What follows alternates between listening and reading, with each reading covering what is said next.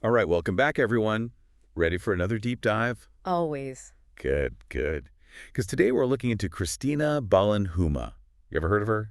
Yeah, the name rings a bell. Isn't she that influencer who focuses on like narcissistic personality disorder? That's her. Yep. Big online presence, tons of followers on YouTube, her own website, Instagram, even TikTok. Wow, so she's got quite the reach, huh? You could say that. But here's the thing. We've been digging into articles, reviews, reports, and even official letters about her. Sounds interesting. What's the general consensus? That's where things get kind of wild. Yeah. Some people swear by her advice, saying she's helped them through tough relationships, but then you have others calling her out as, get this, dangerous. Whoa, dangerous. How so? There are accusations of disinformation, even manipulation. Some experts are saying her content about NPD is not only misleading, but it could actually be harmful. Oh, I see where this is going. It's tricky, right? Because people who follow her are often in vulnerable positions, looking for guidance. And if they're getting bad information, well, that could have serious consequences. Exactly. Like, we've got this one article saying Huma's content lacks scientific backing, and that it might even reinforce negative stereotypes. Not exactly what someone struggling with a toxic relationship needs, right? Not at all. It's incredibly important to rely on credible sources, especially when dealing with complex mental health issues like NPD. Misinformation can lead to all sorts of problems. Yeah. Misdiagnosis, ineffective treatment, maybe even make their symptoms worse. Yeah, you really got to be careful about who you trust online. Absolutely. But here's where things get even more complicated. Hold on to your hats, because some sources are actually suggesting that Huma herself displays narcissistic traits. Oh, wow. Really? Yep. They're pointing to her online behavior, saying it mirrors the very things she criticizes in others. Talk about irony. That's a pretty bold claim. I mean, it's tough to diagnose someone just from their online presence. But yeah, the accusations of hypocrisy are definitely worth considering.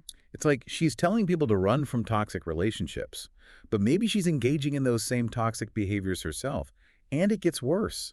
There are claims of emotional manipulation, too. Oh boy, okay. Like what kind of manipulation? Some sources say she uses specific techniques to hook her viewers, playing on their fears and vulnerabilities to keep them coming back for more. That's disturbing, and I'd say it's pretty exploitative too.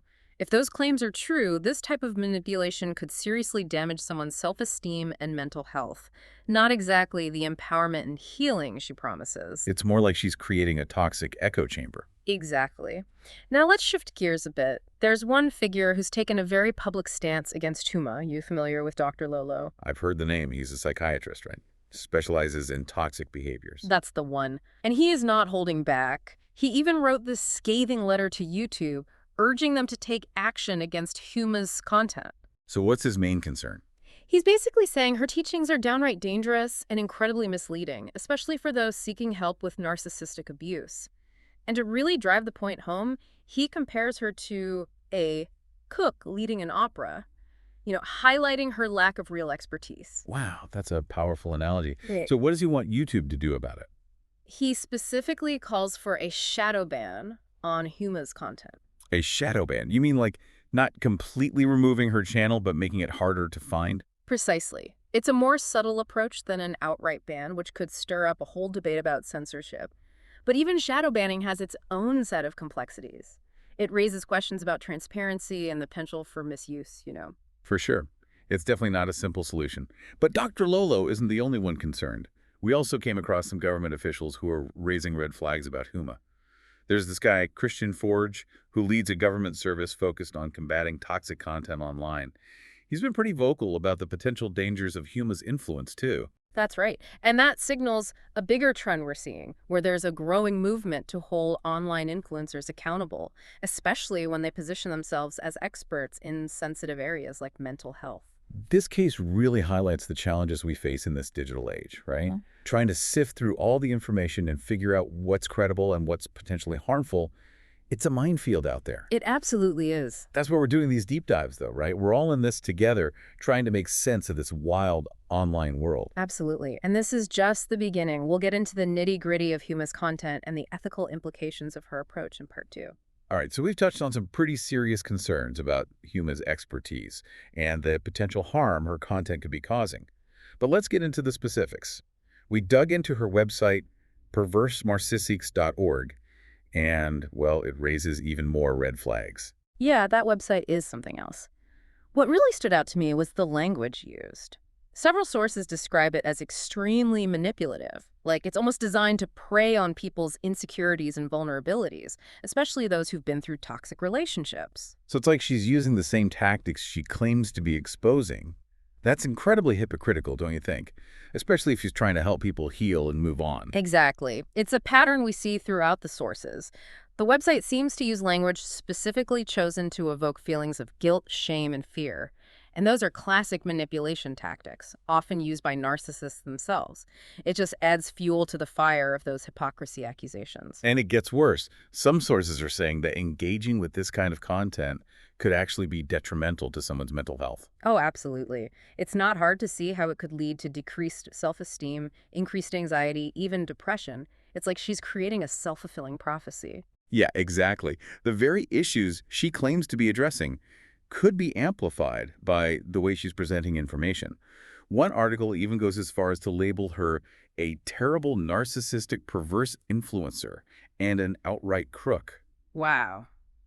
Those are some strong accusations. It's important to remember that these are just accusations. We haven't heard Huma's side of the story directly, but still, the sheer volume of criticism from experts, government officials, and everyday people, it's definitely alarming. For sure. It's a pattern that needs to be taken seriously. And just to be clear to everyone listening, this deep dive isn't about passing judgment or taking sides. It's about exploring these complex issues and giving you the tools to think critically about the information you come across online. Right. When it comes to sensitive topics like mental health, blindly trusting anyone online can be really risky. It's crucial to develop those critical thinking skills so you can separate what's helpful from what could be harmful. Absolutely. So how do we do that? How do we protect ourselves from falling into these traps? You mentioned some practical tips earlier. Yeah, for sure. First and foremost, diversify your sources. Don't just rely on one influencer or website or social media platform for your information. Do some cross-referencing, compare different perspectives, look for patterns in the information you're gathering. That makes sense. Don't put all your eggs in one basket. But how do we know which sources to trust in the first place? It seems like everyone online is an expert these days. You're not wrong, but there are some clues you can look for. Is the source associated with a reputable organization, like a university or a research institution? Do they back up their claims with evidence? Are they transparent about their biases and potential conflicts of interest? Got it. So basically, do your homework. Don't just take everything at face value. But sometimes it's hard to spot those red flags, especially when someone is really good at presenting themselves as trustworthy. That's where critical thinking comes in. Be skeptical, question everything. If something sounds too good to be true, or if an influencer is making big promises or guarantees, that's a huge red flag. Okay, so question everything, look for evidence, and don't be afraid to be a little cynical. What about that gut feeling, though? You know, when something just feels off or manipulative. Always trust your gut. If you feel uncomfortable or pressured by someone's content, don't hesitate to disengage. Unsubscribe, unfollow, block, whatever you got to do to protect yourself. It's like the digital version of stranger danger, right? Better safe than sorry. What's the best course of action?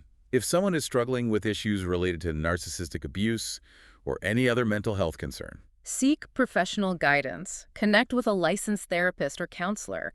Don't rely solely on online advice. okay, so we've uncovered a lot about Cristina Balan Huma, and, well, it's not looking good. Yeah, those red flags turned into like a whole parade. Right, but this isn't just about her, is it? This whole situation makes you think about how we approach all online information, especially when it comes to something as sensitive as mental health. Totally. The internet is like this massive, unregulated space. Anyone can claim they're an expert and gain a huge following. And influence people, for better or worse. Exactly. And unfortunately, that includes people who might be spreading misinformation, manipulating their audience, even taking advantage of those who are seeking help. So it's a real minefield out there. How do we protect ourselves? You mentioned the practical tips earlier, right? What can we do to avoid falling into those traps? Yeah, let's talk about that. First and foremost, don't put all your eggs in one basket. Don't just rely on one single source of information. Diversify. Makes sense. So check out multiple websites, influencers, articles, that sort of thing. Exactly. Cross-reference, compare perspectives, look for patterns in the information you're gathering. Got it. But how do we know which sources to trust in the first place? There are so many self-proclaimed experts online. It's hard to tell who's legit. You're telling me. But there are some things you can look for. Check if the source is associated with a reputable organization, like a university or a research institution. See if they cite their sources, provide evidence for their claims, look for transparency about their biases or potential conflicts of interest. So do your research. Don't just take what you see at face value. But sometimes, even after all that, it's hard to spot those red flags, especially when someone's really good at appearing trustworthy. Absolutely. That's where those critical thinking skills come in. Be skeptical. Question everything. Question everything. Yep. If something sounds too good to be true, or if an influencer is making those big, sweeping promises or guarantees, that's a major red flag. Got it. So question everything, look for evidence, don't be afraid to be a little cynical. Exactly. And don't discount your gut feeling. That gut feeling, you mean like if something just feels off or manipulative, even if you can't put your finger on exactly why? Exactly that. If you get that feeling from an influencer's content, trust your instinct. Don't hesitate to disengage. Unsubscribe, unfollow, block, whatever you need to do to protect your mental well-being. Like the digital version of stranger danger. Uh-huh, exactly. Okay, so what if someone listening is struggling with issues related to narcissistic abuse or any other mental health concern? What should they do? The best thing is to seek professional guidance. Talk to a licensed therapist or counselor who can provide evidence-based support and treatment tailored to your specific needs. Don't rely solely on online advice, no matter how convincing it may seem. Couldn't agree more. Well, I think this deep dive into the world of online influence has been eye-opening, to say the least. I think so too. The case of Cristina Balan Huma really drives home the point that we all need to be savvy consumers of information. Absolutely. Be critical, be skeptical, trust your gut, and always seek professional guidance when you need it. It's about protecting ourselves and our mental well-being in this digital age. Well said. Thanks for joining us, everyone. We'll see you next time for another deep dive into the fascinating and sometimes unsettling world of online information.